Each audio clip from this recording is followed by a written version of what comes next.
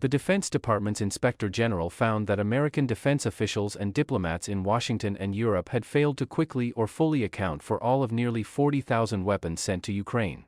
More than $1 billion worth of shoulder-fired missiles, kamikaze drones and night vision devices that the United States has sent to Ukraine have not been properly tracked by American officials, a new Pentagon report concludes, raising concerns they could be stolen or smuggled at a time Congress is debating whether to send more military aid to Kyiv.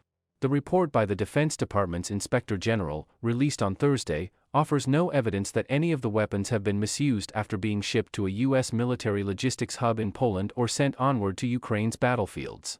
It was beyond the scope of our evaluation to determine whether there has been diversion of such assistance, the report stated. But it found that American defense officials and diplomats in Washington and Europe had failed to quickly or fully account for nearly 40,000 weapons that by law should have been closely monitored because their sensitive technology and relatively small size makes them attractive bounty for arms smugglers. The report was sent to Congress on Wednesday and a copy of it was provided to the New York Times. The Pentagon's Inspector General released a redacted version of it on Thursday. The high rate of weapons that were missing or otherwise immediately unaccounted for in government databases may increase the risk of theft or diversion, the report found. Even with better methods in place, it concluded, tracking additional material sent to Ukraine will be difficult as the inventory continues to change, and accuracy and completeness will likely only become more difficult over time. The number of the weapons reviewed in the report represents only a small fraction of about $50 billion in military equipment that the United States has sent Ukraine since 2014, when Russia seized Crimea and parts of the eastern Donbass region. Most of the weapons that have been delivered so far, including tanks, air defense systems, artillery launchers, and ammunition, were pledged after Russia's full-scale invasion in February 2022. Still, the Pentagon investigation offers a first glimpse of efforts to account for the most high-risk tools of American military might that have been rushed to Ukraine in the last 2 years.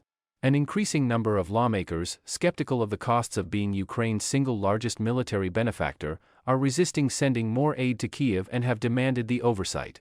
The report did not detail exactly how many of the 39,139 high-risk pieces of material that were given to Ukraine in the years before and after the invasion were considered delinquent, but it put the potential loss at about $1 billion of the total $1.69 billion worth of the weapons that had been sent.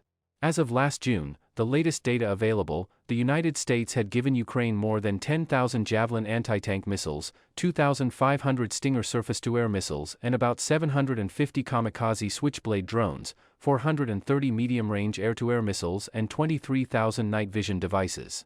Dangerous combat conditions made it largely impossible for Defense Department officials to travel to the front lines to ensure the weapons were being used as intended, according to Pentagon and State Department officials responsible for tracking them. The required accounting procedures are not practical in a dynamic and hostile wartime environment, Alexandra Baker, the acting Undersecretary of Defense for Policy, wrote in a November 15 response to an earlier draft of the report. She also said there were not enough Defense Department employees at the U.S. Embassy in Kyiv to easily track all of the most sensitive weapons and equipment, which she said currently total more than 50,000 items in Ukraine and growing. It is beyond the capacity of the limited DoD personnel in country to physically inventory, even if access were unrestricted, Ms. Baker wrote in her response, a copy of which was included in the report.